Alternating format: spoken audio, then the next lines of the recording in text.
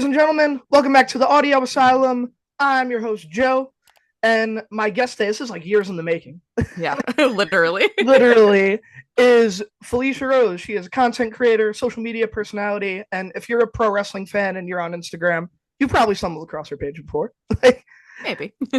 How are you doing? I'm all right. Post-election madness going on. Yeah, Post kind of Halloween madness. And yeah, just a lot. There's a lot going on right now. But yeah, I'm all right. I'm okay. that's good to hear that you're doing okay. Yeah, the world's kind of crazy, but A Halloween little. all year round for you though? Yeah, I will say yes. I take like a small hiatus. Now my house is always decorated for Halloween, but I do Really take cool, by the way. thank you. I appreciate that. I actually packed up a lot of stuff just because I'm not sure where I'm going to be living like within the year. So I've been trying to like prioritize my tchotchkes, if you will. But I do take like a little bit of a break from watching horror in like, I don't know, maybe March, April. Or it's not like it's planned, but between like September, October, November, and December, those are like my 4 months of going hard in the paint Same. because I do like pre-Halloween stuff, horror, I guess. During October, it's a lot of horror movies. I try to watch stuff that I haven't seen, and then obviously the classics that I love. And then November, I try to do a lot of like catch up on like the TV show kind of horror genre, and also Thanksgiving horror and whatever, kind of seasonally like, and anything I still didn't watch yet. And then December is Christmas horror. So those are like my 4 months where it's nonstop, essentially. Nice. Yeah, I kind of watch it like on and off all year round because I was like Yeah. raised with it. Is there anything new that you've come across lately that you were like impressed by, or even if something sucked and you were like, "Oh, that wasn't that great"? Yeah. Okay, so I just watched Teacup and I'm annoyed by the cliffhanger ending sort of. Have you seen that TV show No, I haven't Teacup? seen it. It's pretty good. It's yeah, I'm not really sure where they're gonna go with it for the next season. But I really liked it, and then there's just kind of the end of the season that I was kind of like, but that's to be expected with that sort of thing when they're kind of splitting it up into seasons. I really like that though. I also really liked Let Me In. Have you seen that one? It's like a So newer. my friends have been begging me to watch it. Yeah, that one is I've watched a lot of new stuff. I have like a list. I probably have to look at it to remember the names. I'm not gonna lie. I'll watch something and then completely forget that I watched it, and I'll go to rewatch it, and it won't be until like a quarter of the way in that I'm like, oh yeah, it's just because I consume so much in a row that Me it's too. it's That hard to happened to keep me with track. Don't Breathe like a week or two ago. Like it was on TV, and I was like, Yeah. "Oh, yeah." Yeah, Like yeah, midway through, I was yeah. like, "Oh, I have seen this." Like, Okay, funny story. I went to see Halloween 2018 in the drive-in in Massachusetts. I was with my that's friend. We cool. were on our way back to New York from visiting our family in Massachusetts. My roommate and I are both from there. And there's this cool little drive-in I used to always go to, and they were doing a double feature of Halloween 78 and Halloween 2018. Until I was like 3/4 of the way through rewatching that, like years later, I was like, I never saw this before. Fuck memory. My memory is got to shit. I literally was like, "Oh, can I swear? Is that okay?" Oh, yeah, Okay. yeah. You Cool. can I should have literally asked. say anything. Yeah, Okay. So, yeah, it was one of the, but then it's so funny because I think it was because it was nighttime raining and I had just sat through an entire movie that maybe like my brain was kind of shutting off a bit. And then I also was thinking about the drive home and the rain. So I really wasn't as, I invested. guess, yeah, I just didn't pay as much attention. But the second time I watched it, I was like, this is one of my top five Halloween movies now. I Yeah, fucking love 2018. That's one of, I would say maybe top three. And so it was just so funny for it to be something I totally forgot I watched to like one of my favorites when I actually gave it another shot. So yeah, I consume a lot and then I forget that I've consumed a lot. But Let Me In, there's something about the way that they handled that movie that I really fucking like. There was just I don't know, it spoke to me. There was one scene, I'm not super into gore unless it's very blood splatter, goofy over the top, trauma, 80s, things like that. oh yeah. Those are more sort of the gore that I'm into.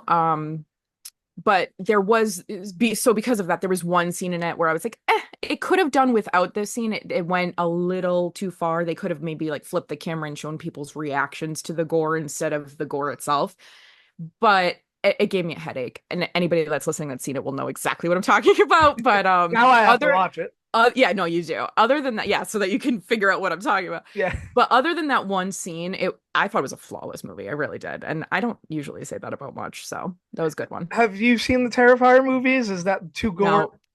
Yeah, it's funny because somebody recently described it and they described it in a way where now I actually do want to watch it. But every description I had before, I was like, On no planet do I want to see this." So I think I'm gonna actually give it a try. And gore it doesn't have to not be there. Like I'm okay with it, but it has to be really purposeful. If it's just like, or it has to be goofy over the top. But if it's Yeah. just gore, gore, gore, and there's not a good plot or there's not a lot of substance, then I don't really care for it. I grew up with the first horror movie I ever watched was Halloween, and Nice. it was the made for TV version, so it was even more censored. And Oh so, yeah. there's not a lot of blood. There's a couple driplets, it's really not a very gory movie. So that created the basis of what I sort of enjoyed the most. So Yeah, I was gonna say, like, once you get into part two and part three, if you watch the Terrifier films, the plot thickens a lot okay. more. It's so is that a twisted T? Mm-mm. C4. Oh, okay, it's Twisted funny. tea. I got back from the gym, and sometimes I'll have a drink when I interview somebody, Mhm. and I was like, I just had a protein shake. A White Claw's probably not gonna mix well. No, oh, Yeah, yeah, God. yeah. No. Terrible combination. It's funny you were mentioning the Halloween movies because I don't know if I've told this story before on the show, but Rob Zombie's Halloween is like, for whatever reason, I love that movie. But have you seen the second one? Ugh, yeah. Yeah, it was my It's- first date. Oh shit. Yeah, bad. Like me and my girlfriend at the time, Oh. like this is gonna be awesome. And we're No. in the theater, and like midway through, I'm like, why is there a white horse? Why is there a fucking That guy? I oh hate my God, this. that whole thing. I guess that was Oh, like I think the lore is that that was like an afterthought or yeah, something weird like that. Like it wasn't originally supposed to be a part of the plot. I'll say this. I fucking hated those movies as Halloween Michael Myers movies. yeah, Hated. Fucking to me destroyed every thing that you could have possibly done to make the whole point of Michael was we don't know why he does what he does. There's no yeah. fucking point behind it. He's mad, he's crazy, we don't know. He's superhuman and we don't know how or why. He's purely and simply evil. So for you to then give him a backstory and give him all these, yeah, he's a white trash kid and da, da, da, Yeah, yeah, it yeah. just, I didn't like it for that. If you were to put a different mask on that character, I would have had no problem with that movie. The second one was trash, but the first one Second I would one have was had. bad. It was so bad. Even what they Oh, did with the mask, like why am oh I my. seeing his face? He talks at the end, doesn't he? He I'm pretty sure he talks. fucking talks. He Yeah, speaks. Yeah. yeah. All of the Oh, things you don't do with Michael Myers, Rob Zombie did. And I just wish he had given it, he had just said, fuck Halloween. No, I'm going to put him in a different mask and it's just going to be a completely different story because it really was a different story. There was very little that really tied back to the original. So it didn't make sense to me. I don't think he needed to make it a Halloween movie.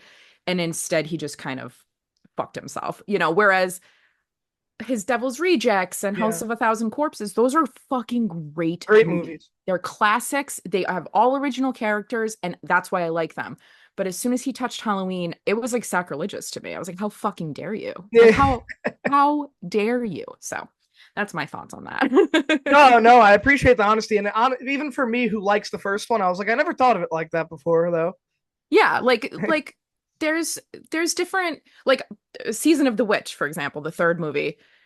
Again, didn't have to be a Halloween movie. They Yeah, could have just slapped a different name, just Season of the Witch. That would have been fine. It didn't have to be Halloween 3, Season of the Witch, and then have like two small references to the original murders. Like it didn't need to, but that's why a lot of us just don't consider that a part of the Halloween franchise, even though it technically is. So so I'm like a huge Batman fan. Like okay.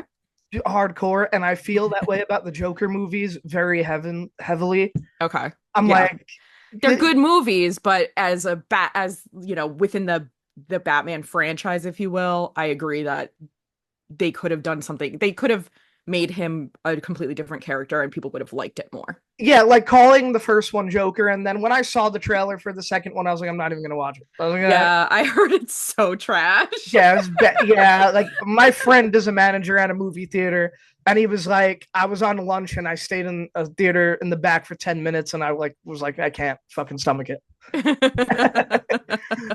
Good to know. So Michael Myers is your favorite slasher? Excuse me.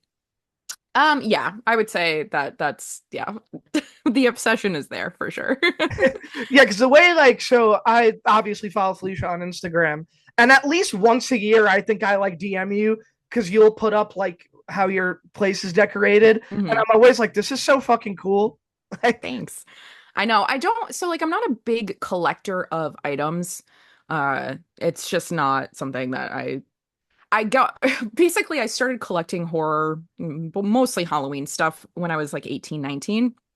And I had like the large Michael Myers doll that plays the theme song, like the figure. It was really big and like I really loved that. And then like a small setup of a scene of Dr. Loomis and Michael, and then maybe like one or two other little tchotchkes. And that was like the extent of it. And then I got because back then you couldn't just like go online and buy this shit. You had to go finding it at yeah, like comic stores and wherever that sold this crap. eBay.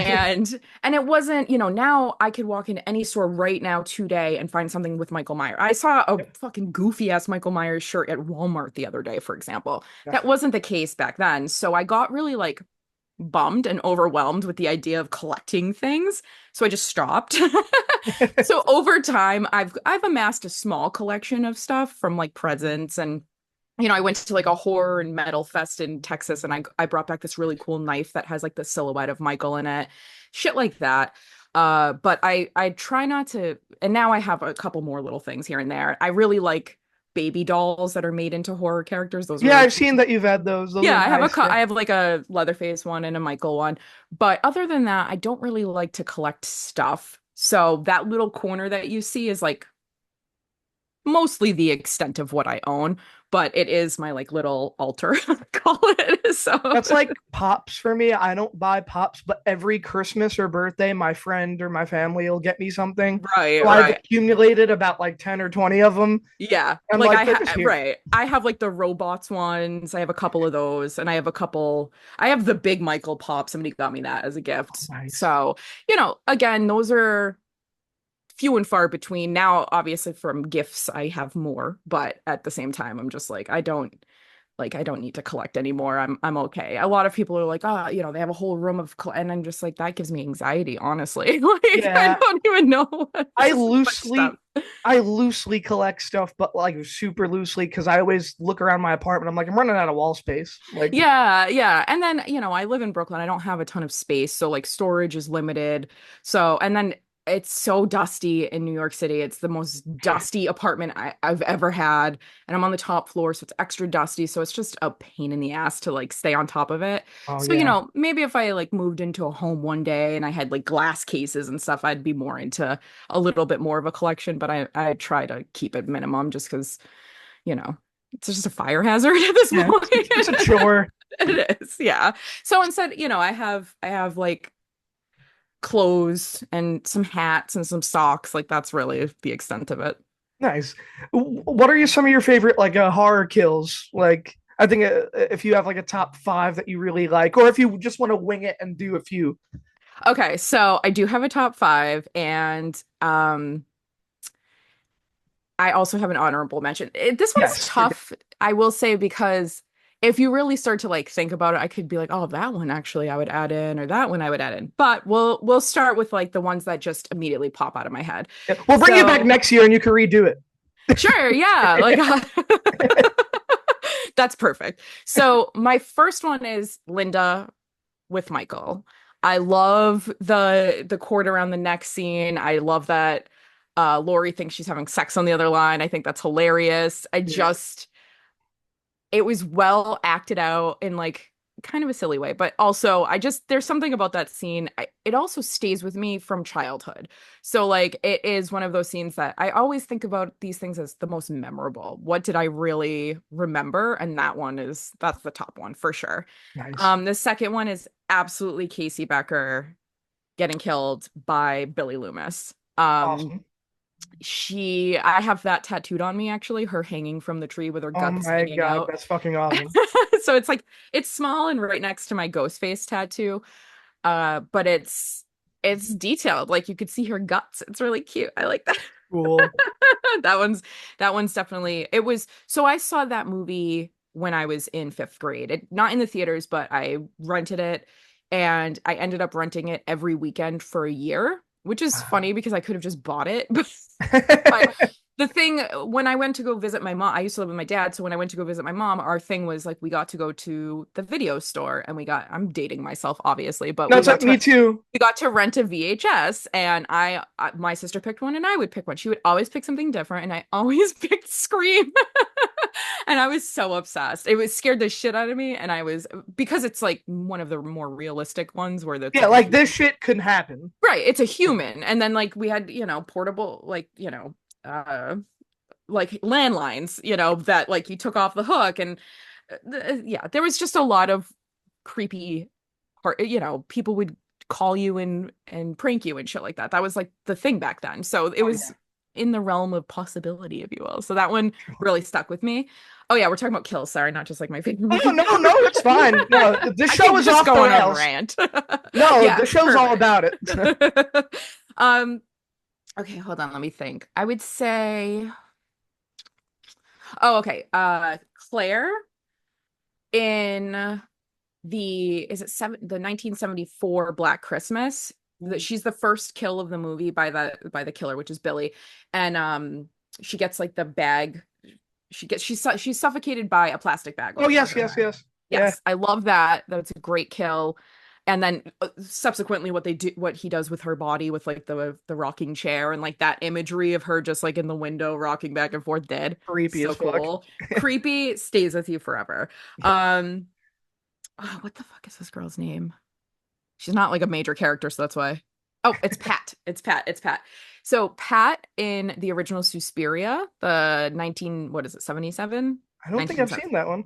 Okay, you have to see it. That's a Yeah, Dario Argento film. I'm huge into Argento and great score. Goblin does a score. Huge nerd for Goblin also. Um, but that scene is so sick. First of all, the colors in it, the colors in the whole movie are fucking amazing. Like reds and pinks and purples and yellows and just like stands out. It's very vivid coloring. And the first kill in that is a ballerina. She's in this building that has a lot of like stained glass and her head goes through the glass, but then she's stabbed and then she's pushed off of a railing on this like big balcony and then that hangs her. So it's just like all of this imagery of like colorful glass shattering and you know pouring down and it's a really sick scene. I love that scene. That's a that sounds. I really have to good watch kill. that now. You have to watch it. So the next time we chat, I've never seen the remake for the record because there's certain things you don't touch, and that's one of them. I agree. And then oh, this one comes to mind. Max from I almost said Night of the Living Dead and not that. Max from I Know What You Did Last Summer. Nice. The nerdy kid that gets yeah, I think he is no, he's not the first kill, is he? I don't even remember which kill he is, but he gets the hook through right here, Yeah, like under the chin. That one stayed with me super hard because I was like, oh, oh, yeah, that like, hurts. oh. And then I don't know the name of the girl. Do I know the name? I don't think so. But what the fuck is his name? This is honorable mention. I know I just Yeah, said yeah, yeah. five, by the No, way. no, it's fine. Yeah, Hold on, my I could talk eyelashes. horror kills all day. What is it? Harry from My Bloody Valentine. That's a great Um, one. but the remake of which is funny because I'm not usually a remake fan, but the remake of My Bloody Valentine from what was it, like 2008 or 9, I think. He kills a They girl did it with a in 3D, right? yeah. Yeah, yeah. I saw it in the theaters in 380. Me too. I think with my nephew. I went with my uncle. That's funny. Oh, that's perfect. I think it's with yeah, I want to verify that actually with him. But it was the shovel through the mouth, and her head, she get she gets like, Crazy. not necessarily, it's not decapitation, but it's like this, and then like her like the rest of her Oh slides yeah. down. Uh, It's disgusting, but I love it. For some reason, that one sticks with me super hard. So there's a few kills in that that are really cool because of like the pickaxe thing. I like the way that they did like the pickaxe through the back of the head and the eye shoots out, and like, yeah. yeah. That's a classic disgusting movie that I actually enjoy. It's a great movie. I always like I've said my top five like on here before, but I always say I think my favorite kill, it just never changes, is the bed folding scene in Freddy vs. Jason. I was just gonna say that as an honorable mention. Holy shit. I Yeah, was that dude, first of all, that dude was fucking awful. dick Like, anyway. Yeah. kill him, please. But the way that, oh, that's so funny you said that because it's so memorable because it's Yes. goofy as shit. How does this happen? Whatever, but it's so funny. Like when that bed folds in half and he's backwards in half. Oh my God, such a Uh, classic scene. I'm glad that you said that because that's literally, I would have put that on my honorable mention too, for so sure. I'm That's a big funny. Jason fan. I always like get into discussions with my friends and family. I'm like, that's the Jason kill. I know everybody goes to the sleeping bag one, but I'm Yeah. like that, which is great. But the bed folding thing, I remember as a, I must have been like 7, and I was like, oh, and still till this day, if I put it on, like I'm a little fucked in the head, so now I laugh, but Well, it is funny. I it's mean, it's hilarious. not because it's like so over the top stupid that you're like, that's great. And that is very memorable. And that, I'm gonna name one more movie for Sure, honorable go mention. ahead. A bunch of the kills in Sleepaway Camp are super That's fucking what Jericho classic. said when I interviewed him. Jericho did Oh, really? sleep. Yeah, he did Yeah. sleep like kept the porta potty kill. He said. Okay, so I was gonna say the curling iron up the pussy. Yeah, yeah. Oh, you can say it. Go ahead. Fucking right in the pussy. Go That one ahead. is awful, terrible, and memorable as fuck. So yeah, that movie is good for kills for sure. Yeah, Definitely. Welcome to Primetime, bitch is another one that I always love. Okay, yeah. Dream Warriors. I love that one. Fuck yeah. um, so I wanted to ask this because we talk, but like we've never talked in depth, and like I was like so like curious about. So if you don't know, Felicia is kind of big in the wrestling community online. Like, when like you made the Finn sign, Yeah, like, that like happened. yeah, like she made a sign that said, "You do care if I say it?" No, no. Yeah, that said like "face fuck me Finn" or whatever. And I was following you before that. I don't know how I stumbled across. Really? Yeah, I was That's like, so funny. What? yes, I I was had like following. 300 followers before that shit. That's Yeah, so funny. because I was listening to an interview you did maybe years ago, and you were saying around that time you just got back into wrestling. I So did. I don't know. Maybe you had a Balor Club T-shirt on, and I followed you. I don't know, something along those lines. Oh, maybe, yeah. But after the sign and everything, and like, was that like the thing that everybody was like, "Oh, I'm gonna go follow this girl"? And if that was it, like, how did that make you feel? Because is there a part of you that's like, y'all just followed me because I had like the sexual funny sign, or was there a So part of you that's like, "Fuck it, I'm a milk it"? the second part, but when that all happened, nobody knew who I was.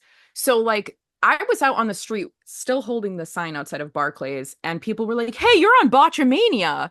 And I was like, "What?"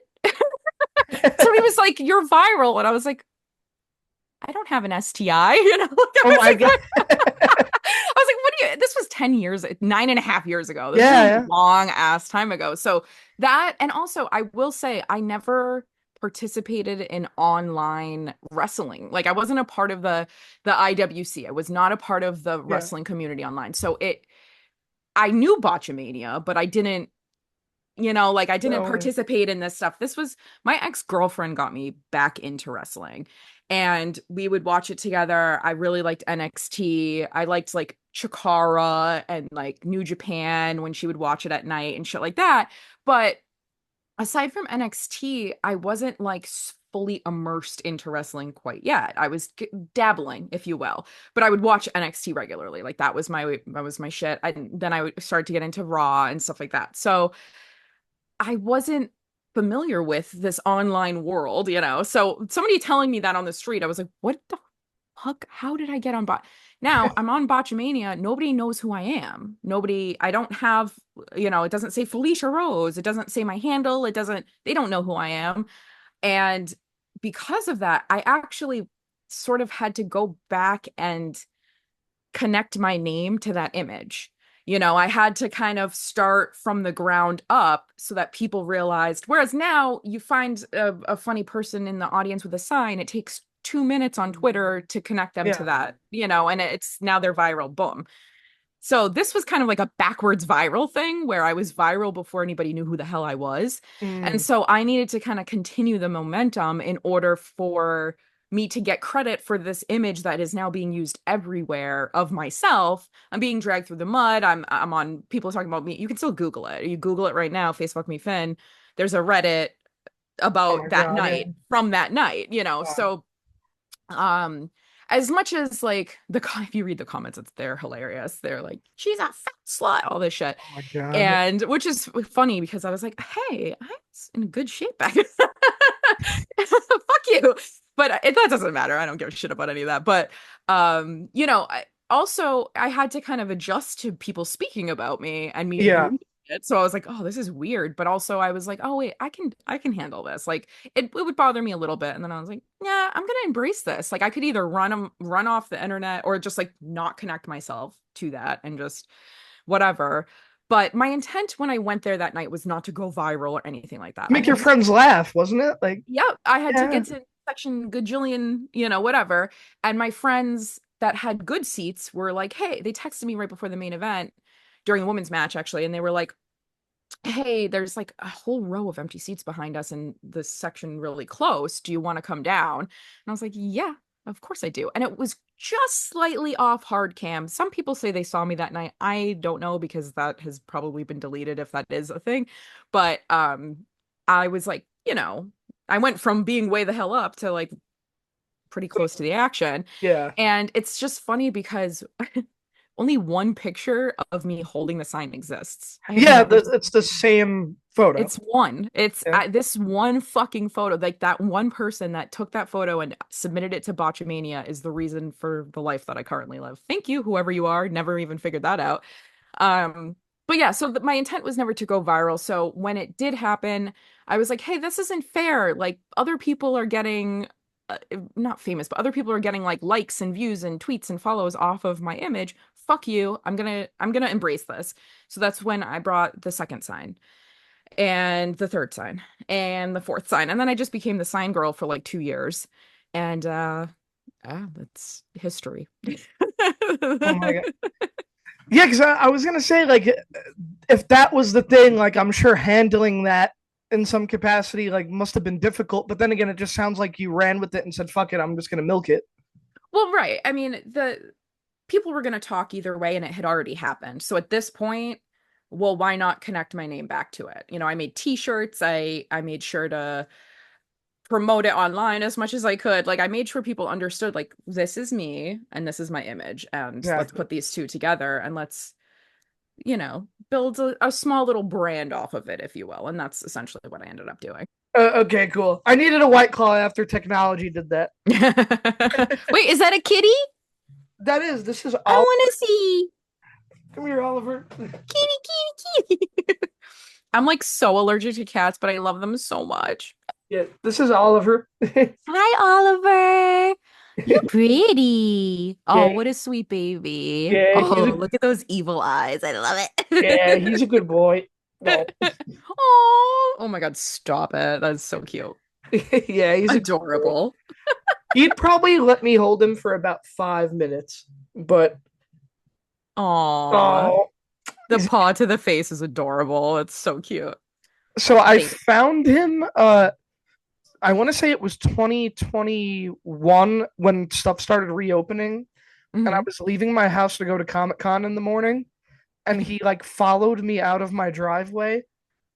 Oh, so what's that? The cat distribution system or whatever it's called? Yeah, like so another day went by, and in the morning I'm leaving to get coffee, followed me, and then the next day I leave for work, did the same thing. I came back home and I told my grandparents upstairs I have a basement apartment, but I take care of my grandparents, and I was like, I can't leave this cat outside. It follows me every time I leave. Like, Oh, so he is adopted from the streets. that's awesome. That's the way to do it, honestly. Like either a shelter or a cat that, finds you. I Yeah, feel like cats just have that instinct that they're like, all right, this is my person now. I'm gonna follow you home. yeah, That's for so real. cute. Like he chose me, and it's funny. I love cats, but I'm so much more of a dog person. Like in reality, Hmm. but I was like, no, I can't leave him outside. No, he was like, no, I don't care. You are mine now, and I am yours. That's really cute. Aw. But before technology rudely blue balls me, um, I was gonna ask, like, bouncing off of the sign and the popularity online and everything, and like you said, some negative stuff came with that, but you were good at blocking it out. Like, so I have two questions, and I'll start with the first one. Did you start doing content after that, or were you already doing it before? So, I always dabbled in the sex work world quietly. That was definitely something that I was doing since I was like 19, very quietly. Okay. And then when I went viral and then people started to finally find out who I was, actually, it was about 6 months before I got laid off from my long time job in corporate America. Mm. And when I got laid off, I was like, fuck, I don't know. Like, I had given my heart and fucking soul to this company. Like, I'm not kidding.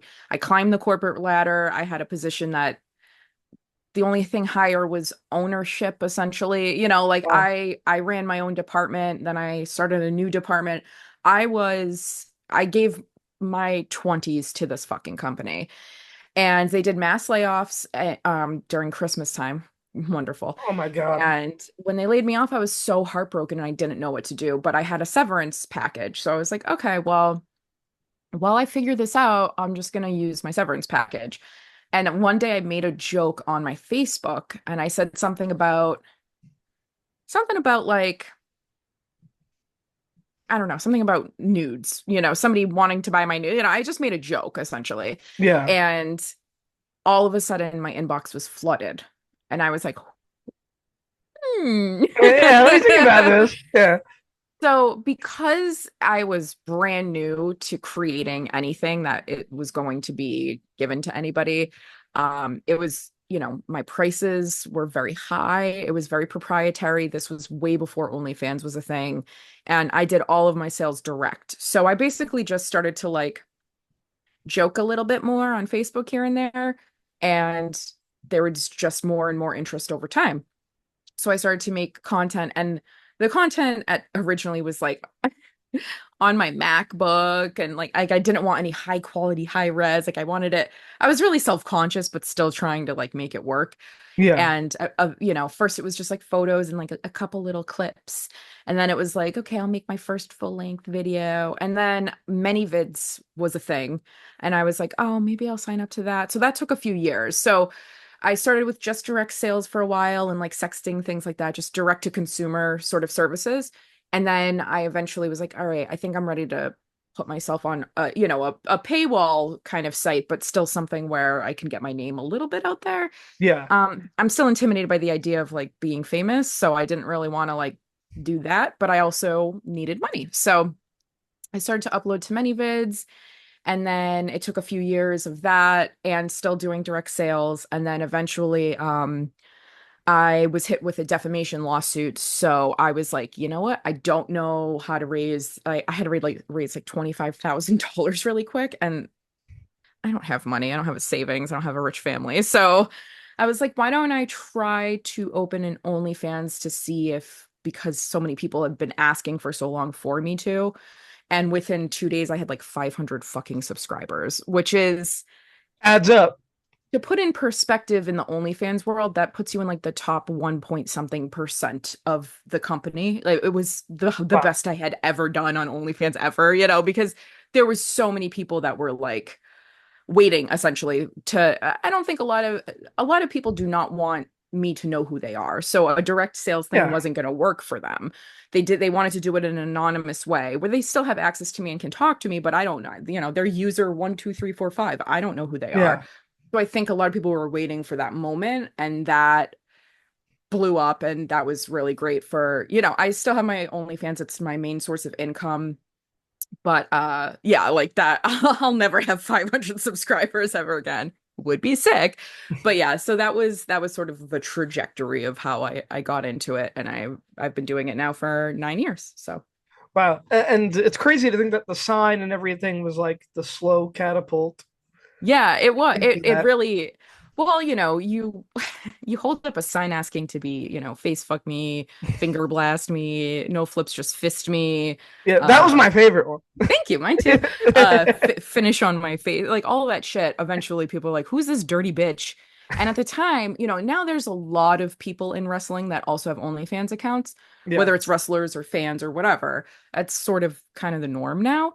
But at the time, that wasn't a thing. So if you were a wrestling fan and you wanted to kind of satiate that, oh, I'm watching a girl that likes wrestling do herself, Yeah. essentially, I was kind of one of very few, if any, in the market. So The OG, probably. I was the OG hoe in wrestling, yeah. In our new wave, I should say. So yeah, that all worked out, that I was sort of advertising myself just by showing up with a dirty sign, which is cool. Haven't done it in a long time, but I think that I want another 500 subscribers, so maybe I'll have to bring back another dirty sign soon. Gonna have to. So I think they'll be around. One of the companies will be around soon. Hmm. I, but my other question to fall off of that was like, feel free to answer as openly as you want, or if you don't want to answer it. But I am positive that there's a male audience out there, or just males in general, that think like, oh, because she does this, if I see her at an event or at a bar, or if I slide into her DMs, this must be quote unquote easy to the dumb ooga ooga caveman male. Like as I like to call it. Uh, Ooga ooga. yeah, like um, I have a good amount of female friends, so I've unfortunately just seen dumb shit. But like my question to you is like, what are I'm sure you've probably had those interactions, and if you have, like, what is I'm sure it's uncomfortable, but how is it with that misconception? Like, how do you have to be like, I'm a person that creates stuff on the internet. Just because I do this doesn't mean this is a gateway to date me or hook up with me or whatever. It's interesting because I think there is that level of parasocial relationship that happens where people think that whether they're subscribed to me or they just see me on the internet or whatever, yes, there is definitely an entitlement or an assumption there. And luckily, I haven't dealt with a ton of it in real life. I actually That's have good. found that I deal with it more when I am managing. So I'm a wrestling manager. I don't really do a lot of it anymore. It's just there's a lot of pieces to that as to why I don't. But I want to say like 4 or 5 years ago when I was really getting into it, that's when people were like their most entitled with me and their most presumptuous with what they would get out of an interaction with me. And I think I've done a decent job of making sure, between talking about it on my podcast or online on Twitter or just making posts on Facebook, I think people sort of understand their place now Yeah. as far as, I want you to walk up to me and say, "Hey, are you Felicia Rose? Can I take a photo with you? Can I buy you a drink? Can I meet you? Can I hug you? Whatever." I like that. I do Yeah. not dislike it. It doesn't upset. In fact, at one point I welcomed it. I'd be like, "Hey, I'm going to be on the side of this building. Come meet me." Just Yeah. because Yeah. having when you're brand new to like quote unquote having fans, it feels nice. I'm not going to fucking sit here and lie and say it doesn't. Oh, yeah. And I handle sex and sexuality with a lot of nonchalance. So it doesn't bother me in the same way that if somebody walked up to, say, a friend of mine and kind of spoke to them in a certain way, I'd probably fucking hit them. Yeah, I get But that. Yeah. because it's to me, it doesn't bother me as much. Sometimes I'll correct them.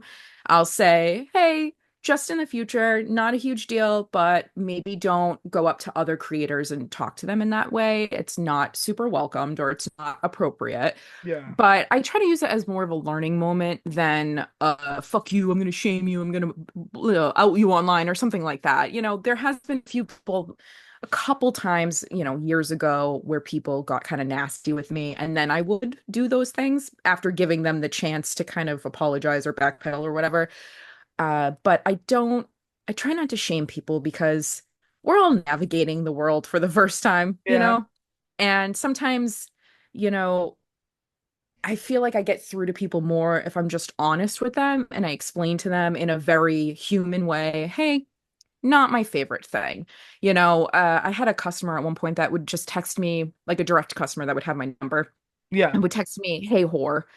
And now I'm okay being your whore when we've established that we're in that zone. We're now Yeah. sexting or we set up a session or whatever it is. Yeah. So for you to just call me that, like in my 24/7 day, I'm just this gaping hole walking around, that I don't like. So Yeah. there has to be a level of respect to it. Once we're in that zone and we're chatting or whatever, fine. I am your whore slut bitch, whatever the fuck. I don't care. You're paying me. I'm okay with most terminology, honestly. And my respectful customers will ask. They'll be like, "Can I call you a fat pig? Can I call?" Sure, whatever. But if you don't ask ahead of time, you're a dick. So Yeah. there's layers and levels to it, and I try to approach everybody with grace.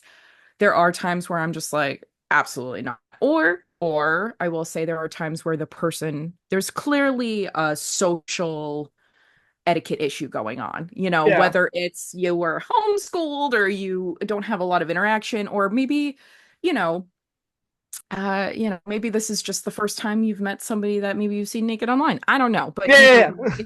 I try to be chill about it and kind of teach them for the future because I don't want other women to feel or whomever. I don't want anybody to feel uncomfortable with interaction. So if I can kind of guide them properly, I try to do it like that. But yeah, if the disrespect is there, then go fuck yourself. And I haven't had to do it, but I'll hit you if I have to.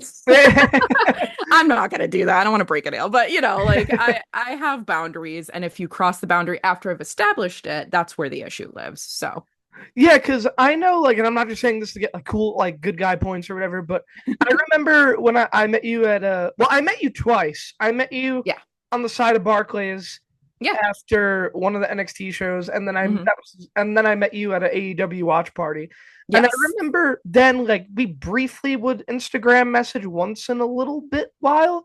hmm I remember before I went up to you there, I was like slightly nervous from the standpoint of I know what she does online. I don't want to go up and ask one, like to say hi in a picture and could you be on my show and look like I'm wanting something else because I bet that happens. So I remember like sitting with my friends and also, and I mean this in a respectful way, you're a beautiful girl. So oh, thank you. I'm sitting there and I'm like, how do I separate myself from like other dudes in this place that are just horny? Like, Yeah. like, like because well, at the end of the day, unfortunately, some people have an agenda, hmm and I'm a dude in the Bronx that just likes to talk to people I find interesting. hmm And like, even if they are a beautiful girl, like even if I was going up to you and you didn't have a platform, I'd always think to myself like, how do I separate myself from the douchey? Yeah, I get that. I like do people, get that. I think it's all about delivery, I've had people walk up to me and like grab me yeah, that's on crazy. like grab my side, my lower back to my side and whisper in my ear like I bet you're horny right now or like shit like that. Oh And I'm my like god, what the fuck? and I usually am like really? Why would you say that to me? Like that's sort of how because those people are just presumptuous. Those aren't the people that have social issues, right? Yeah, So I'm yeah, just like, all right, don't do that. Like gross. You're grossing me out. And that's only happened like twice. But it's all about delivery. And I actually think it's really endearing when somebody's intimidated to meet me. I think it's cute. Like there's been people that have walked by me 1,000 times, but they would get in line to meet me at like a convention mm, instead. They would like pay to meet me. And I'm like, that's really respectful and sweet, but you don't have to do that. Like I'm yeah, totally fine with you just stopping me and saying, "Hi, are you Felicia? My name is blah blah blah. I follow you on Twitter, or you follow me on Twitter, whatever it is." So I think it's all about delivery, but I do think that when somebody's like, clearly intimidated when they're showing signs of it, it's cute. I'm like, oh, that's sweet. Like, it's sweet that me, little old fucking idiot me, who had a piece of cardboard and a Sharpie drunk one day, like, you're intimidated to meet me, because I have imposter syndrome, imposter to what? I don't even know. But like, why do I deserve to be the person to meet? Like it's a weird feeling.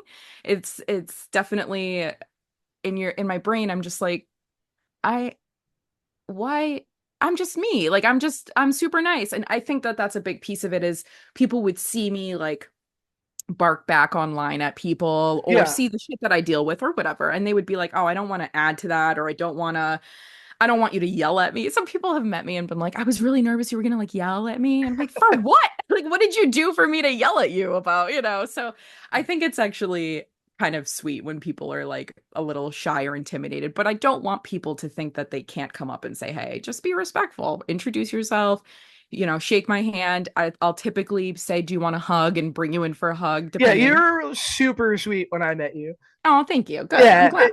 yeah, no, it was like a super positive interaction. And from my standpoint, I was like, I don't want to be another guy just asking for an interview that's probably like has an agenda. That's why, like, I don't know if you remember, it was a while ago, but like, I do.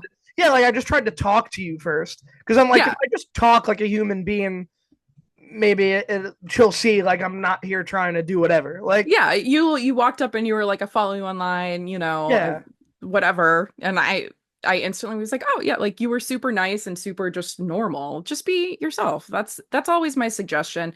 And I get it. I sometimes want to walk up and introduce myself to people that I consider, famous or has a big following or whatever, and then I get intimidated myself, and then I just have to put myself back into the shoes of what I would tell somebody that wants to come up and meet me, which is just be respectful. Don't do it when somebody's in the middle of a convo or something yeah, else, or whatever. Even if you kind of get in a little line, if you will, to come, like that's totally fine. Just be chill and be yourself, because at the end of the day, we're all just fucking human beings navigating exactly. this shit, you know? We're all trying to figure it the fuck out. Yeah, exactly. It's like again, who the fuck am I? Like it's just some chick online with a fucking piece of cardboard. It's not a big deal. I get that. It's like I don't have a big following, but I guess like throughout the 5 years I've been doing this locally, I guess in my neighborhood, like it's caught on. And like once in a while, a bartender will get me a free drink or I'll get compliments. Nice. Even me, like I'm just, Me? yeah, I'm just Joe, like from like, yeah, like it's all right, thanks. Yeah, like I'm bad at taking compliments too. So I'm just Yeah. like, but another question I had was like, if you feel comfortable answering, was did that make like dating hard? Like, What, like being a sex worker? yeah, like, Yeah, I mean, yes and no. I think I'll say this. The people that it would weed out of the dating pool, I would want it to. If you're got it. not pro sex work, at least on some level, no, I mean, to me, you can't just be like, I'm only okay with OnlyFans. No, you have to be okay with the full enchilada. Like, you have to be pro true sex work. I'm talking survival sex work. I'm talking, street work. I'm talking all of the above. And I'm not saying that you have to be okay with your partner doing all of that. I'm just saying you have to be pro fucking sex work. If Yeah, you don't have that ideology, then I don't want anything to do with you. If you don't respect that people have to do sex work to survive, then I don't respect you. So I think that in a way, me doing it kind of weeds out the people that I would never want to ever be around in my life, truly. So, I've never encountered a time where I was interested in somebody and they were interested back and they weren't okay with what I did. Because it's just like I've been doing this for so long. Like it comes with the package. If you don't like it, then don't even talk to me, you yeah, know? exactly. Because who wants that kind of company if you're not supportive? Yeah, like I'm sorry, like I'm a socialist. I'm super fucking like you know, we gotta grassroots get our fucking people together and get a compound where we all, like that's the goal is to be, helping thy neighbor. And that means, if thy neighbor does sex work, girl, what you need? Do you need you need some lingerie? Like that's me. I don't ever want people to see that as disgusting or degrading. It's just a fucking job, man. It's just a job at the end of the day. That's all it is. I was So, just gonna say, like, I've met like one or two adult film stars in passing at like horror conventions or whatever, and they're mhm. just people.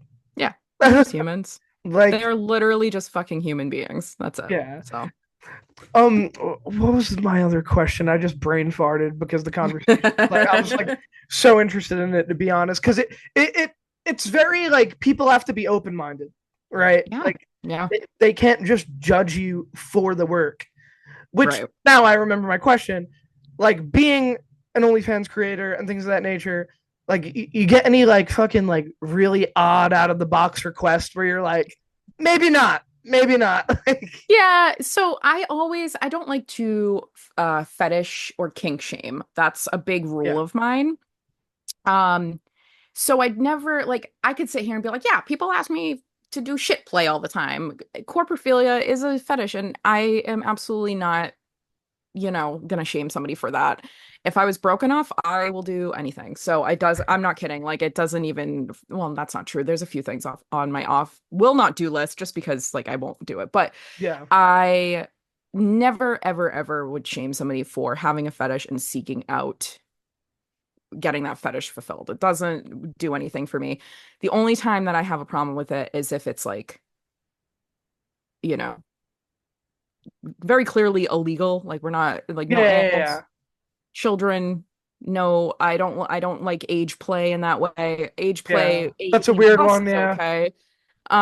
It's just like I'm not interested in any of that, obviously, for very obvious reasons. But as far as the ones that are legal and just kind of a little different, if you will, I that doesn't even phase me. I get asked to do all sorts of stuff. It doesn't, like I have piss porn online. That doesn't even fucking phase me. But I will say some of like the very specific requests that I Yeah, get like super specific. super fucking specific. That's the stuff where I'm more like, where did this fetish come from? Yeah, like you want to Like, ask them like why. yeah, I have a sex podcast called The Screw, and Go which follow it, is people.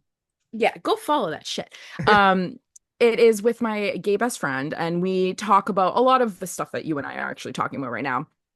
And it is, one of the things recently that we did is we gave each other the task of finding 5 new genres of porn that or like um branches of porn or whatever, like Yeah, yeah. specific types of porn that we had never actually encountered or ran into before. So we could talk about it on the podcast and decide how we feel about it.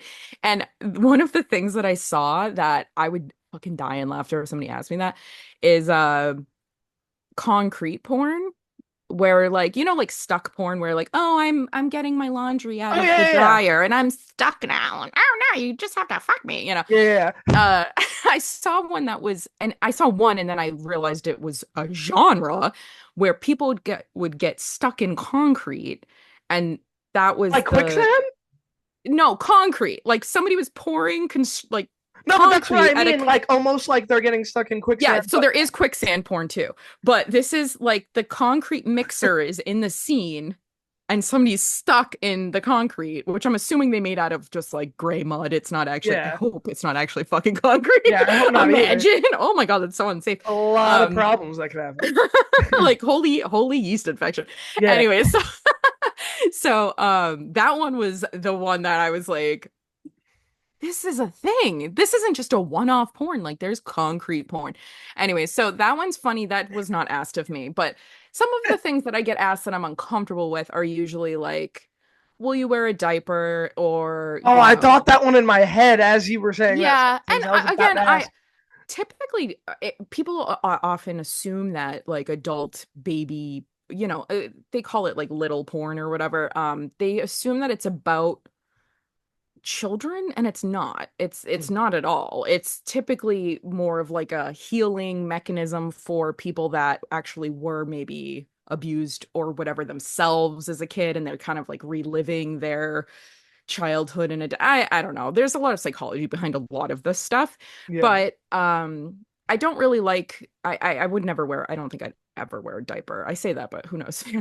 I'm For the broke right next price, month. maybe. Oh Yeah. yeah, yeah. Oh yeah. If you start saying like $10,000, we'll strap that adult diaper right on. And then there's a couple times where people are very, but yeah, it's the very particular ones that I'm just like, huh? Like, okay, I want you to, you know, rub a balloon on your butt while you eat an ice cream cone and sneeze. Like, what? How did we come to this? Yeah, how did that combination of things Yeah, come to that's fruition? the part. It's not that I think it's weird or I'm shaming it. It's that I I want to know the psychology Yeah, I'm behind it. curious. It's like somebody asked me once to do a coughing scene where I just coughed for however long. And I was like, okay, like there's no catalyst to the like there's no reason to cough. Like what's the and he was like, nope, just cough with like your shirt off or something like that. Easy enough. I had no problem doing it. I was like, okay. But in my head, I'm like, I wonder how this came about. Like Yeah, where in your like adolescence or teenage years that you like where did you find someone coughing to be hot? Like that's so yeah. interesting. I want to know that, but I don't I try not to be Try I not to try not to pry. pry too Yeah, much. yeah. Yeah. Hey, can you tell me where you got this fetish from? But my head always starts to go in circles like where did you get yeah, that's interesting. The Look, same way with like the concrete. I'll make you a deal on the show, and it'll be in video forever. If somebody messages you on OnlyFans for the diaper thing, Uh-huh. and they have a right price, I will Amazon wish list you the diaper personally. I fucking promise. So that's not allowed on OnlyFans, but if I get a direct request for it, you are buying my Depends Yeah, yeah, link. exactly. That's what I mean. Yeah, like you gotta like. I think I have your actual number. Like I'll text you, and if it Yeah, fuck happens, it. I'll be like, I got you. Send me your address. I'm gonna send you the diaper. Oh my God. Okay, deal. So if anybody's listening that wants diaper porn and wants to spend thousands of dollars for it, you got it, babe. You got it. Yeah, I appreciate the fact that you don't kink shame, but I think about some of those things too when I hear people talk. By the way, there's a website called Lobster Tube. Since you're talking about categories, uh, hmm there's a category called baseball bat. Oh yeah, I've seen that Oh, was you one of the have first porns I've ever seen. Yeah, really? yeah. I'm pretty sure it was Belladonna taking a baseball bat. She Oh likes to my take god. a lot of stuff up the hoo-ha.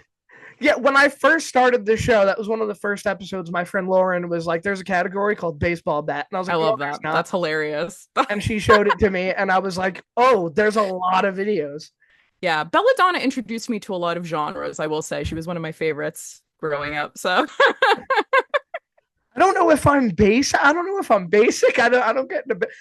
I watch a lot of things for curiosity when people say it. I'm like, mhm. word, send that. Like, like I've seen some Yeah, Slim Jim videos. I'm like, okay, interesting, interesting. almost ruined beef jerky for me, but it's not like. Yeah, I mean, I don't I have like I'm not gonna lie, I have maybe like 20 porns like off the top of my head that I revisit. So like Oh there's like yeah. some Tory Black Manuel Ferrara scenes, some I really like Czechoslovakian glory hole porn, like stuff like that. Oh shit. Okay. But like I'm very particular, but I don't really watch a lot of porn actually. I typically That's my just next question. yeah, no, I don't. I use I think and I don't think this is that uncommon for, especially for women. I think we just kind of close our eyes and use our brains. Or like I'll watch you know what? I sometimes will rewatch like scenes in movies because there's something about the element of I not thought I was seeing the only one that does penetration. that. Nah, I think it might be generational. My first format for porn was literotica.com, so I had to like create the scene in my head. Or I would watch like a movie with like a spicy scene, but it's not that spicy. And so you kind of have to like Amp do it the up in your brain. imagination. Yeah, so my imagination is hotter more often than not than what I'm going to watch.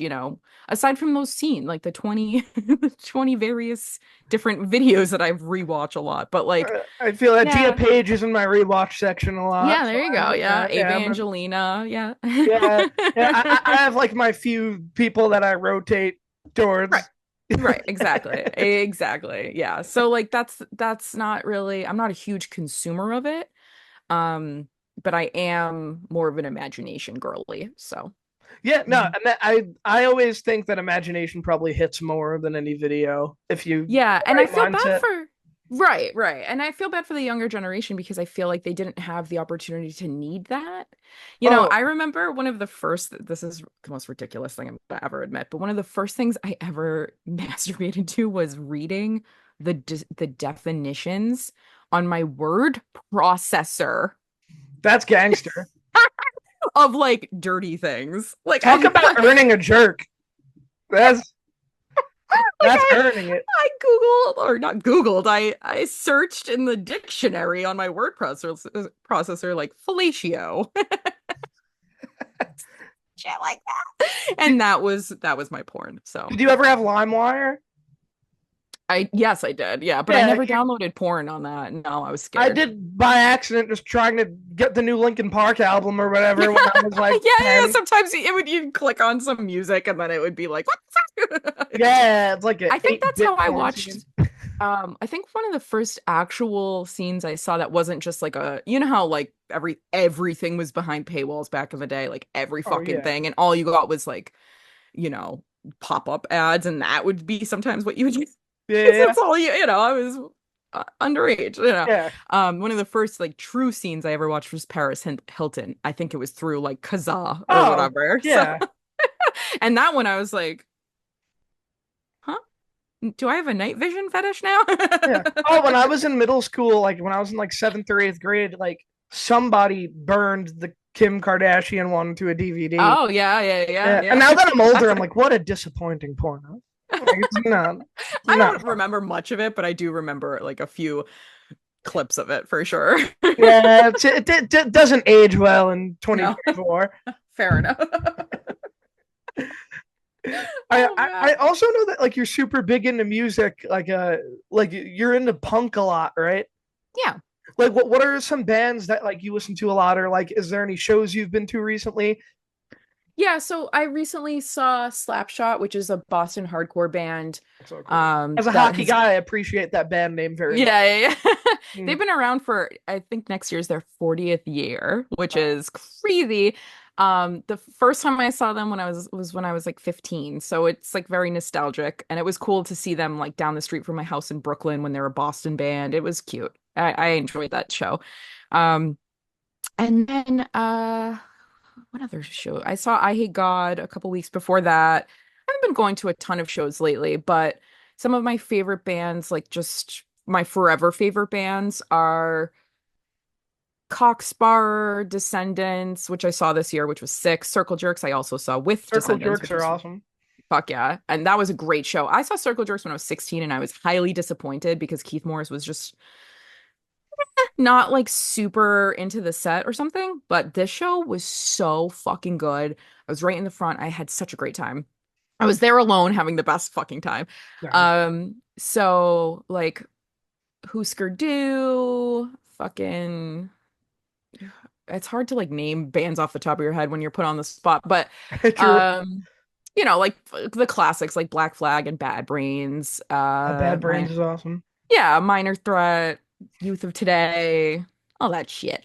Basically, like 80s and early 90s punk and hardcore are sort of my go-tos. But yeah, I really like I'm basically obsessed with like the same 10 bands and I listen to them all the fucking time. So That's cool. How did you find out about things? I know for me when I was younger, I don't know if you remember the channel Fuse. I do, yeah. So like Jericho and Punk would be on there sparingly, and they would like name off bands. And I always knew bands because of the wrestling video games and the hockey video game. Oh, okay, yeah, yeah, But I yeah. remember like Jericho would be on there and he would name bands, and Punk would be on there and he'd name bands. But Hmm. like, how did you like start discovering like a lot of that music? So, my sister got me into Circle Jerks when I was in like fifth grade, but then she sort of deviated from liking that style of music.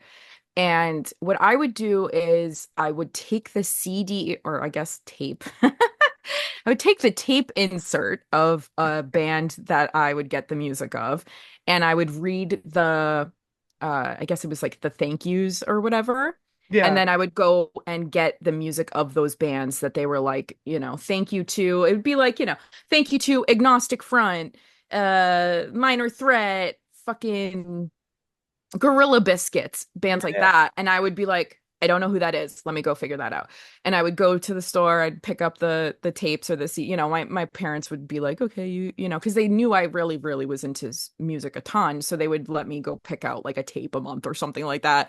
And I would slowly build my little collection of punk and hardcore music. And then I got into local, like going to local shows and I didn't really know how to find the kind of music that I was really looking for. So I first got into more metal stuff and I would go to the little local shows there. And then there was one show that kind of overlapped metal and hardcore. And Bane was the band that was playing, that was like the hardcore band. And then I was like, this is more of the music I want to be attending the shows of. And so from there, at those shows, they'd have flyers and it would be the next show. And I would be like, okay, this is going to be the next show I go to. And so I drifted away from that like metalcore kind of shit, like Poison the Well or whatever the fuck. Yeah. And I started to migrate more toward hardcore and punk, and then I started to just go to like every show I possibly fucking could. I'm talking every local show. There was this place called Trans Buddha in Shrewsbury, Massachusetts, Palladium in Worcester, and then like the Cambridge Elks in Boston. So I would be traveling all over Massachusetts to go to all these shows. I remember I snuck out to Syracuse when I was 15 to see like Reach the Sky Oh, and Reach the Sky. Okay. all these other Yeah. bands. It was like a big fest, and I remember I got grounded because my mom found out I was in Syracuse. It was a whole thing. This is before cell phones, so I didn't Oh my call her in God. time and blah blah blah. Oh, sorry. And so yeah, so it was just kind of like this progressive, me kind of navigating the waters from like fifth grade on, and then by seventh grade I was going to shows local. And then by eighth and ninth grade, I was like actually finding my little niche that I really enjoyed, and that was history from there. I would go to like every fucking show I possibly could, every weekend, and now it's funny because those same bands are touring again. And I'm seeing some of them for the first time because a lot of them started or stopped touring before I got into them. Yeah. So it's really cool now to be like, oh, I got to see Shark Attack for the first time and I got into them when I was like 14. So Yeah. it's pretty awesome to kind of have this like new resurgence of the nostalgia music that I was super into as a teenager. And yeah, I don't go to as many shows as I probably should or would want to, but it's just one of those things where, now they're expensive. Before Oh shows were yeah. $10. That's it, so and now it's like, oh, 35, 40 plus fees plus this. And I'm like, what the fuck? Yeah. And if you want to get a beer or you want merch, to add on an extra 50. Yeah, it's a yeah, and then you got to get there. It's just a whole fucking thing. So it's, I am the old lady now in the crowd, and I'm like, okay, I can't go to as many. My feet start to hurt or whatever. But I am seeing somebody got me a ticket to see Goblin play their not their full, but so Goblin does the music of a bunch of horror movies, like the original Dawn of the Dead, a bunch of Dario Argento movies. They do like the score, and I've seen them perform twice now. One was the full Suspiria, so they basically played the movie and they played the music to the movie while it was playing, which was super sick. I saw that last year, and for my birthday this year, somebody got me a ticket to see Goblin do like their full, not full, but like their a huge portion of their discography. So it's going to be a bunch of different movies that they're going to play, like Tenebrae and Suspiria and Dawn of the Dead, and fucking my brain is melting right now. No, But it's yeah, fun. whatever. All of those movies. So I'm actually really, really excited about that. So that's sort of the next thing on my agenda. I'm also going to New Orleans at the end of the month, and I'm hoping to see some like jazz and stuff because I really like the blues, but I can Oh fuck yeah. with jazz. So Live oh, music is always just awesome. yeah, in the right setting too, it's just like, yeah, this is sick. So Hell yeah, I go to a lot of shows too. And you're right, the resurgence of like rock and punk and metal, thanks to social media, is definitely happening big time. yeah, it's kind of weird that like some of these hardcore bands have like millions of followers online. And I'm like, how the fuck did this happen? Like this was super underground before. Nobody knew what the fuck I liked. Nobody knew who Comeback Kid was or any of this shit. And now it's just super, super popular. Yeah, like And I good for saw them. like I saw Five Finger Death Punch at the first ever Mayhem Festival when they didn't Hmm. even have artwork on their CD. Right. Like where Well, like, you know how what does I'm this saying? happen? Yeah. And then It's they're just like the it's biggest, interesting. Yeah, the they're most, huge now. Yeah. yeah, It's an interesting trajectory of like what becomes popular because, you know, especially punk, it never like people didn't know how to use their instruments. That oh was what yeah, made punk punk. It wasn't this like cookie cutter, everything sounds perfect, recorded in an awesome studio, da da da. And I'm not saying that it always needs to stay that way, but there is a level of it's no longer punk when you start to sound too good, at Yeah, least in like my opinion. no, no, I even feel that way with some rock and metal. Like I like the grittiness. Like, Yeah, don't yeah. get me wrong, if it's like studio mixed or whatever, cool. But like for me, like I'm a big new metal guy, and like to me, nothing beats like Iowa from Slipknot. Like just a gritty metal That's album. funny. One of my first metal concerts was Slipknot, and I got into a fist fight in the pit. And Oh, I don't really like Slipknot, but like it's I funny that respect it though. it's yeah. Well, I mean, they're great musicians for sure, but Not your cup of tea. no, not really. But I think I saw them with like System of a Down, who I still do love. System of But a Down rules. yeah, and it's just funny to think back, like that was one of the first, like my first show ever was in fourth grade. I saw No Doubt and the Toy Dolls, which is a sick fucking show for your first show. Like, Yeah, and then my second show was um the Disgraced Man, Puff Daddy, and the Family. The Family part was sick. So I got to see like Busta Rhymes and Usher and Nas and AZ and Jay-Z oh, and that's fucking like good shit. Lil Kim, Missy Elliott. Like that was a fucking show to see. At it was my ninth birthday gift. Like that was fucking sick. So That's yeah, cool. I feel grateful that my parents were really chill about me traveling and going to shows as long as I kept them updated and all that. And I'm happy with the fact that I know a lot of people as adults that are like, oh, I've been to like two concerts. I'm like, I don't I consider concerts big venue things, but I've been to a lot of concerts, but I've been to like thousands of shows, and I'm so Yeah. grateful to be able to have had those experiences because they were really cool. So, Yeah, it's cool being a teenager going to see live music. It's or yeah, any age. I've been exactly. going Exactly. forever. It's Oh, always a mind fuck though. You're watching like Shrek and all of a sudden Buzzcocks are playing in the yeah, in the yeah, movie and you're like, what the fuck? Like yeah. what? Like how did this happen? But it works, so fuck it. Before we wrap up, I did want to like touch on the pro wrestling manager thing, well, the independent scene or whatever. I know I used to see on Instagram that you used to do it. You don't have to say why you don't do it anymore if you're not comfortable saying it. Um, but did you enjoy that experience of being in a ring and riling up a crowd? Because Yeah. I've done training here and there. It's hard to find a good spot here in the Bronx. They all die out and they born up again and they die out, and Mm-hmm. the cycle fucking continues. Mm-hmm. But I've like been on stage in small instances and I love performing. And I've seen videos of you and it was awesome, like watching you like in a ring talk shit and stuff. Like it looks like you were like made for it. Did you enjoy Oh, it? thank you. And what about it did you enjoy it? And then only if you're comfortable saying why you got out of it, or you could foreshadow it if you want. Well, I'm not out yet. Okay. Okay. So don't speak in past tense. I just had a show a couple months ago. Okay. I used to see me every weekend at shows, and now Yeah, it was a lot at one point. it's a couple a year. So there's a few reasons. One is quality over quantity, in my opinion. I was misused in a lot of promotions or underused, like underutilized or used for, you know, I'm the I'm the slutty horror girl, and that's fine. I have no problem being that. But I think that a lot of places didn't recognize my actual talents. Some places will not book me because I'm not ring trained technically. I also refuse to take bumps. I don't think managers need to. And then when they do ask me to do something physical, I usually alter what they're asking me to make it in my realm of comfort, and no one's ever had a problem with that.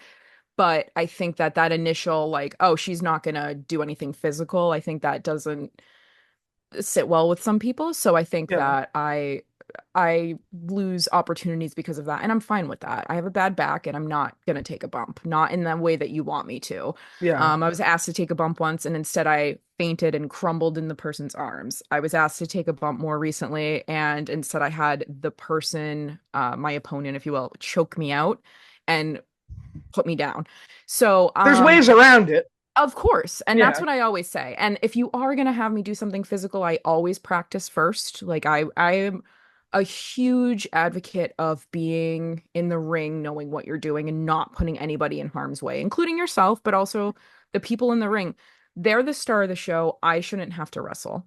That's how I feel. Yeah, Now, even the Paul Heymans out there, they only take that bump once in a blue moon, so it's extra special, you know? exactly. So I think I'm fantastic on the mic when you give me the opportunity to be, meaning if you give me more than 2 minutes of prep time, because a lot of Yeah, places will just be like, go out there. What am I saying? Oh, whatever. Something about, and I'm like, that's not going to work for me. I need, yeah, why am I here? Why am I here to help my wrestler? Why am I speaking against my opponent? Am I heel? Am I face? What's the psychology? I need that in order to be good at my job. And I think everybody does. I think you can tell when somebody gets on the mic unprepared. There are a few people that are very, very good at just winging it. Good for you. Fantastic. That is not the case for 90% of people. And can I wing it? Sure. Am I way crispier and fucking way more amazing if I have at least like a couple hours of being able to think about the couple points I want to hit or whatever? Yeah, way better. Way fucking better. The best promos I've ever cut, I had time to think about them. So I think that a lot of times I was thrown into these positions where I kind of was made to look stupid because of a lack of direction, a lack of sort of uh what do we even want to do with her? And yeah, they just brought me in to put asses in seats instead of thinking about what does it look like when I'm there. And yeah. that I fucking hate. And I was also working for some promotions that I will never work for again. I was fired from a promotion because I do porn. And I had been working for them for a long time, like every weekend style. So I think and then COVID happened. So the slowdown was definitely because of, one promotion closed, one promotion fired me, one promotion is run by somebody I will never associate with again. Um, and then a lot of like little things kind of fizzled out. Actually, no, multiple promotions closed because after COVID, a lot of places Yeah. couldn't keep doors open. So now and also I'm not willing to like get on a 9-hour bus ride anymore. I'm about to be 37 years old. If you I can't respect fly that. me to your location, I am not worthy enough. Or like, like if I'm not worth it to pay for my travel in a way that I'm not going to show up completely exhausted and not do a good job, then I think we're both on the same page that it's not worth it to bring me in. That's how I Mhm. feel. Also, the money. I mean, if I'm working in New Jersey or in New York, I don't mind getting paid. I don't want to take money out of a wrestler's pocket. Yeah, But I also am taking time I work 7 days a week. So if I'm taking time out of my day and also paying for an outfit, paying for transportation, paying for makeup, paying for whatever the fuck I have to, gotta get my nails done. I gotta get this, I gotta get that.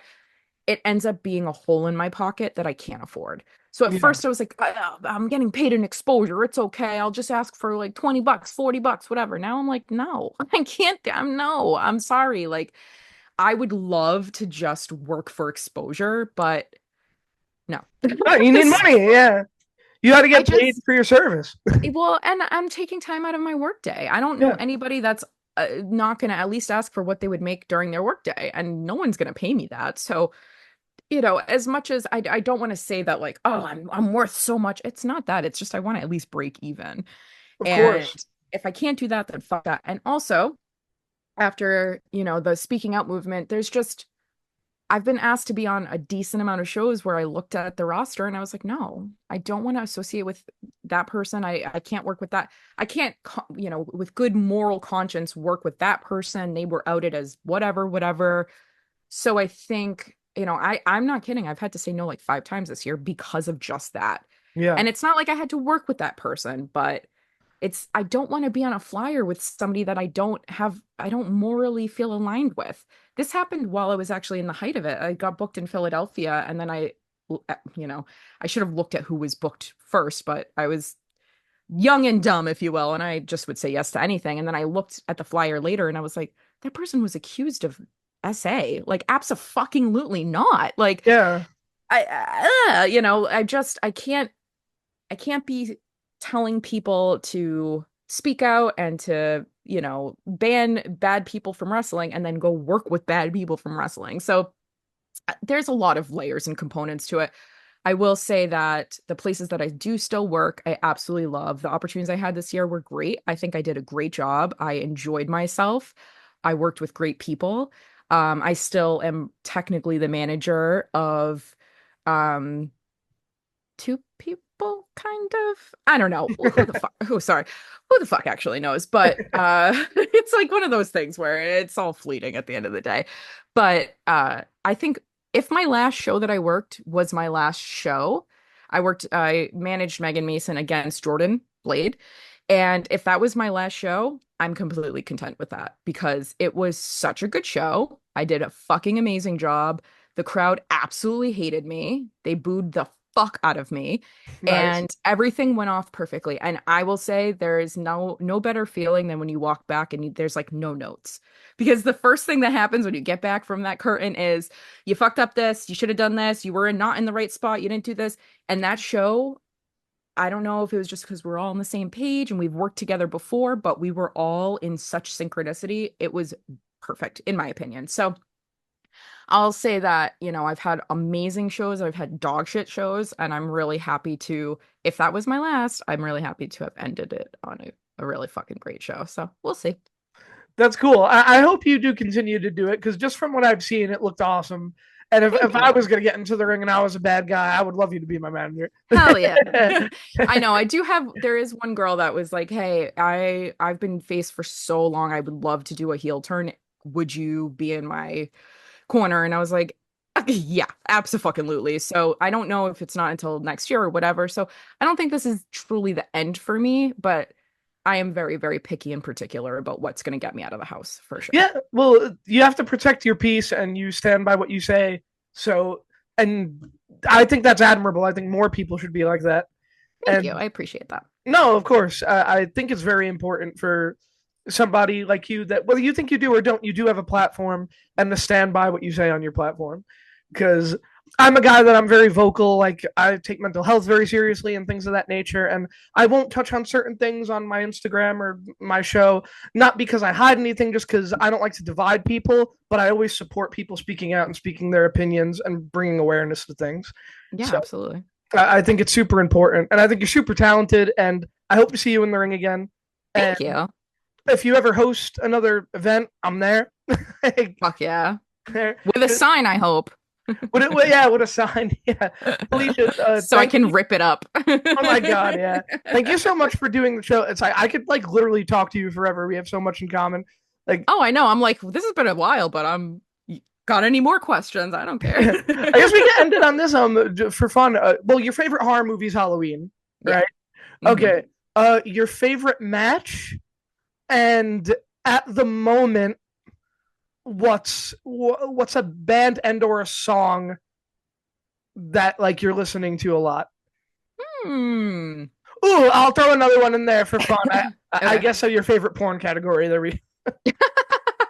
Okay. Oh God. Match is really tough. I feel like it changes often. That me too. It's fine. I don't know. I don't know if I can even answer that one, honestly. It's okay.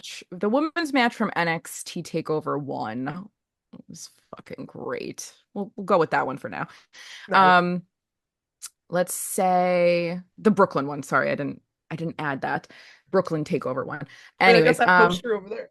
oh, Bailey do you? and Sasha. Yeah. Oh yeah, fuck yeah. Oh yeah, now I recognize it. Let's see. What was your second one? So you already Third said one. your favorite horror movie is Halloween. Oh, what's a band or Oh, a music or song band. that you've been listening to a lot? What have I been listening to a lot? Hold on, I'm not, I think Playlist on. my brain is melted lately. I'm not gonna lie. I No, it's just feel fine. like, Daylight savings fucked me up. let's see. What have I been listening? Like, I'm just gonna see what pops up. You know what's so funny? Boys to Men, Motown Philly was Oh, the that's a song I good was last song. listening to. That's actually really funny. Oh, I've been listening to a lot of Agent Orange lately. So Yeah. that's always been a favorite band of mine. Is there anything like new that I've been listening to? I don't think so. I'm an old lady. I listen to the same bullshit over and over again. Yeah. So we'll just say Agent Orange. And then what was the last one? If you have a favorite porn category. No, it's fine. Um, that changes often, but I sleep. Sleep? Okay. Yeah. I Like respect it. like the CNC aspect of it is yeah. The one where like the stepsister's asleep or whatever. Yeah, yeah, yeah, exactly. It's like I knew immediately. Like, I don't know You're if like, that's I've just seen about me. that one. Like Yeah, this I've seen that one. the friend of the sister or whatever. Yeah, yeah. Yeah. That's a top one for me. That's well, and I really Glory Hole is probably one of my favorites too. So Nobody has ever said that out of my friends or the girls I talk to in conversation, so I respect that answer a lot. interesting. Yeah, if you haven't, check out the Czechoslovakian ones because the way it's like a whole room set up and it has like multiple like they have like a picture of the girl hanging above like the slot. Oh shit. No, I love the honesty. Me Instagramming, messaging you at 3 a.m. Like I just watched the video. It's so funny. One time I was in a car of all my gal pals and I I don't even know how the topic came up. I have no idea. And like we don't really talk about that stuff often, but somebody was like something about porn. I don't know. And I was like, wait, guys, have you ever seen the Czech? And they all finished it. They go, the Czechoslovakian Yeah, glory hole porn. I was like, how the fuck are we all on the same page about what we like? And I've found that a lot of the women that I talk to like that specific genre. I think it's funny. that's awesome. I see Yeah. now I'm curious, and now I gotta. I think there's like a anonymity kink there, I think is well, duh, obviously. But like I think that like a lot of times women are attracted to something that they wouldn't necessarily want to do themselves, but they're like, ooh, that's taboo and fun. So yeah. That's my psychology take on it because I have to know. There in one of our old YouTube videos, we bought the answer the internet card game, like, and my buddy Mike drew the question for $1 million or something of the sort. You have to put your like dick in a glory hole, but you don't know who's behind it. The chances are more likely to a dude, but they could be like three smoke shows. And his answer was either way, I'm getting my dick sucked. And I was like, Yeah. but what if like hypothetically in another world I was gay and I was behind the door? And he's like, it doesn't matter. I was like, whatever, Mike. Well, first of all, that's a lot of money. Who gives a shit? And second Yeah, of all, like I've always heard that the best blowjobs are from men. So either way, you're getting a good one. So who gives a shit? true that. Oh man, that's so funny. Oh man. Anything you want to plug, like the podcast, right? The screw. That I know that's a funny transition right there. Right. Yeah, so my podcast But is The Screw. You can find it everywhere. Just search The Screw. Um, we are The Screw, or no, we are Screw Podcast NYC yeah, on on Instagram, right? thanks. I don't know. I don't even know our own handle.